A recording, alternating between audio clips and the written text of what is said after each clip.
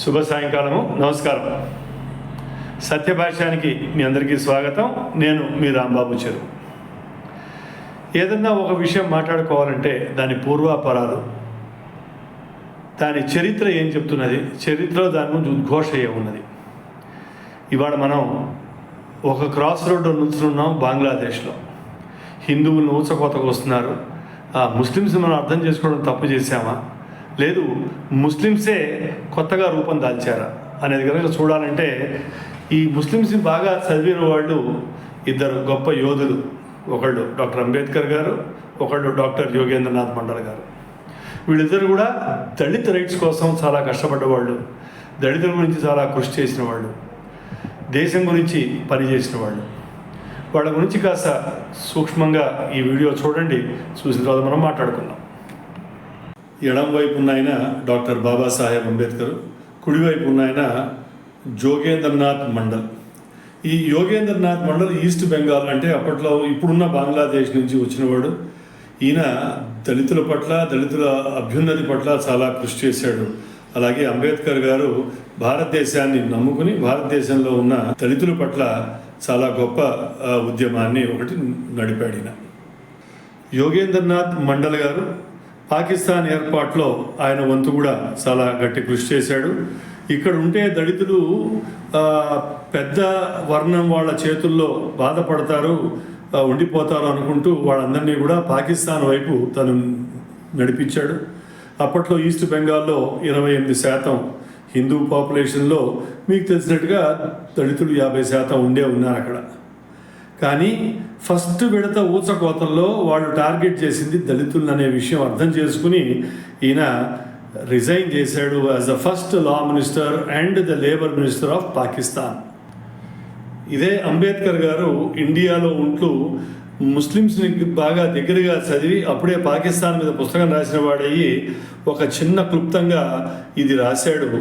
నేను చెప్తోంది కాదు, డాక్టర్ అంబేద్కర్ గారి మాటల్లోనే, Islam is divisive, Islam divides humans into two groups with Muslims and non-Muslims. Islam is not universal brotherhood of man, it is brotherhood of Muslims for Muslims only, with hatred against non-Muslims. దీన్ని మనం చెప్పుకోవాలంటే ఇస్లాం అనేది అందరినీ కలుపుకునే మతం కాదు, విడదీసే మతం. ఇస్లాము రెండు భాగాలుగా విడదీస్తుంది, ముస్లిమ్స్ నాన్ ముస్లిమ్స్ అని. ఇండియాలో ఉంటే ముస్లిమ్స్ హిందూ అంటుంది. అదే లెబనాన్లో ఉన్నప్పుడు ముస్లిమ్స్ అండ్ క్రిస్టియన్స్ అన్నారు, క్రిస్టియన్స్ వెళ్ళగొట్టారు. లెబనాన్ ఇవాళ పూర్తిగా ఇస్లామిక్ దేశం అయిపోయింది. అలాగే ఇవాళ జరుగుతున్న అల్లర్లు మనం కనుక చూసినట్టయితే బంగ్లాదేశ్లో ఇస్లాం వర్సెస్ హిందూ అవుతోంది. అక్కడ హిందువుల్ని ఊచకోతకు వస్తున్నారు అనే విషయం మనం పదే పదే చెప్పుకుంటున్నాం. విన్నారు కదా, యోగేంద్రనాథ్ మండల్ గారు పోయే కాలంలో అంటే చివరి కాలంలో బాధపడుతూ, అయ్యో హిందువుల్ని వాళ్ళకు వదిలేశానే, నేను ముస్లిమ్స్ పట్ల వదిలేశానే అని బాధపడ్డాడు. అదే హిందువులు 23% నుంచి 1% పాకిస్తాన్లో దిగజారిపోయారు. ఇదే బంగ్లాదేశ్లో 28% నుంచి ఇవాళ 7%. ఇవాళ కూడా రోజు నరక యాతన అనుభవిస్తున్నారు మన హిందువులు. దీనికి ప్రతిక్రియ లేదా అంటే ప్రతిక్రియ ఎప్పుడూ మనం ఇస్తూనే ఉన్నాం, కానీ కొంచెం ఆలస్యం అవుతుంది మన దగ్గర. ఎలాగైతే పాకిస్తాన్ నుంచి, లాహోర్ నుంచి పార్టీషన్ అయిన తర్వాత ఒక రైలు నిండా 3000 శవాల్ని పంపించారో, అక్కడున్న ముష్కర్లు ముస్లిమ్స్ కలిసి హిందువుల్ని ఊచకోత కోసి రైల్లో నింపి, ఆ రైలు అమృత్సర్ రాగానే చూసి బోర్న ఏడ్చిన వాడు మనవాడు ఎంతోమంది. అందులోంచి ఒక ఉత్తరం తీసి వాళ్ళు చదివారు కదా, ఏమిటంటే నెహ్రూ గారికి గాంధీ గారికి మేము ఇచ్చే బహుమానం ఇదే అని చెప్పి వాళ్ళు ఉత్తరం రాశారు. మన వాళ్ళు ప్రతిక్రియ 3 రోజుల్లో ఇచ్చారు. మేము మీకు పెద్దన్న లాంటి వాళ్ళరా, మా దగ్గర మీరు విడిపోయారు, మేము ఏది చేసినా మీకు 2 చేస్తామని చెప్పి 2 రైళ్ల నిండా ముస్లిం శవాల్ని పంపించేశారు అక్కడికి. ప్రతిక్రియ అంటే ఎట్లా ఉంటుంది.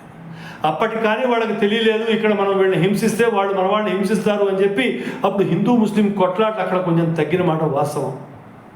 ఇది చరిత్ర చెబుతోంది, నేను చెబుతోంది కాదు. అలాగే 1946లో నోవాఖలీ అనేది ఇవాళ చిట్టగాంగ్కి పక్కన ఉంటుంది, త్రిపురాకి బార్డర్లో ఉంటుంది. ఆ నోవాఖలీలో హిందువుల్ని వారం పాటు ఊచకోతకు వస్తూ ఉంటే దిక్కు దివాణం లేకపోతే మహాత్మా గాంధీను నెహ్రూ వెళ్ళారు పరామర్శించేందుకు. అక్కడ అట్లా అవుతుంటే బీహార్లో మైథిలీ ప్రాంతంలో మగధ ప్రాంతంలో మథురా సింగ్ అనేవాడు, అట్లాగే భోలే పాఠక్ అనేవాడు. అక్కడ 1946లో మీరు అక్కడ వాళ్ళని చంపితే ఇక్కడ వెళ్ళి మేము చంపేస్తామని చెప్పి ముస్లిమ్స్ మీద ఊకమ్మడిగా దాడి చేసి ఇక్కడ చంపడం మొదలెడితే అక్కడ ఆగింది. ఇవి ఎందుకు చెబుతున్నానంటే, అలా వాళ్ళకు వదిలేస్తే బలికి వదిలేసిన పశువులల్లే మనం ఇవాళ హిందువులను అక్కడ వదిలేసినట్టు అవుతుంది మన పరిస్థితి. ఇవాళ ప్రతిక్రియ మొదలైంది. ఎక్కడ మొదలైంది? ఆర్జీ ఖార్ అనే ఒక హాస్పిటల్లో డాక్టర్స్ అందరూ ఊకమ్మడిగా ఇవాళ డెసిషన్ తీసుకున్నారు, మేము బంగ్లాదేశీ ముస్లిమ్స్కి మేము వైద్యం చెయ్యము అని చెప్పి వాళ్ళు నిర్ధారణ చేసుకున్నారు. బంగ్లాదేశ్ వాళ్ళకి ఆపరేషన్ కూడా చేయడం, టేబుల్ మీద ఉన్న ఆపరేషన్ కూడా ఆపేశారు. ఇది ప్రతిక్రియ రావటం అంటే. అలాగే త్రిపురలో ఉన్న హోటల్స్ అసోసియేషన్ వాళ్ళందరూ కూడాను వాళ్ళ యాజమాన్యాలన్నీ ఒక దగ్గరకు వచ్చాయి.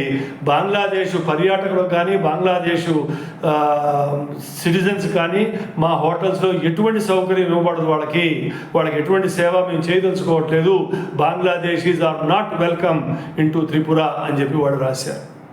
ఇది ప్రతిక్రియ అంటే. ఈ ప్రతిక్రియ ప్రతి పట్టణంలో, ప్రతి రాష్ట్రంలో, ప్రతి గ్రామంలో ఈ ప్రతిక్రియ రావాలి. రాకపోతే కనుక మన హిందువులు ఎక్కడున్నా కూడా వీళ్ళు ఈజీ టార్గెట్స్ అయిపోతారు. కాబట్టి మిత్రులారా, మనం రక్షించుకోవాలి, మన సంతతిని మనం కాపాడుకోవాలి.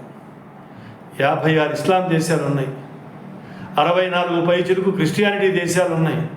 హిందువులకి వాళ్ళ రాష్ట్రం లేదు. మన పక్కన ఓ నేపాల్, మన కిందో శ్రీలంక, మనము తప్ప హిందువుల గురించి మాట్లాడేవాళ్ళు ఇంకోటి లేరు.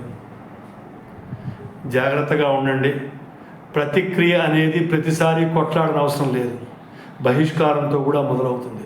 ఎలాగైతే త్రిపుర వాళ్ళు కోలకత్తాలో ఉన్న డాక్టర్లు మనకి మార్గదర్శనం చేశారో అటువంటి మార్గదర్శనం మనం ఇక్కడున్న ముస్లిమ్స్ పట్ల చేయవలసిన బాధ్యత, కర్తవ్యం మన పట్ల ఉన్నది. మేలుకోండి. మొన్నటిదాకా కశ్మీర్ అయింది, మన భారతదేశంలో భాగం. నిన్నటిదాకా కోలకత్తాలో ఉన్న సబర్బ్స్లో హిందువుల ఊసకోత జరిగినాయి బెంగాల్ ఎలక్షన్స్ తర్వాత.